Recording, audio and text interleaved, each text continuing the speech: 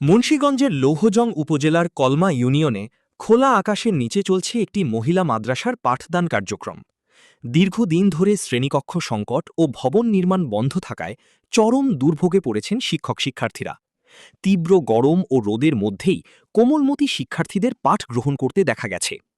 বৃহস্পতিবার সকালে সরেজমিনে গিয়ে দেখা যায় আব্দুল হালিম বিন আব্দুল মজিদ মোল্লা মহিলা মাদ্রাসার শিক্ষার্থীরা খোলা মাঠে বসে পাঠ নিচ্ছে। কেউ পাটিতে বসে লিখছে, কেউ বই হাতে পাঠ শুনছে। নেই কোনো উপযুক্ত শ্রেণীকক্ষ কিংবা শিক্ষা পরিবেশ।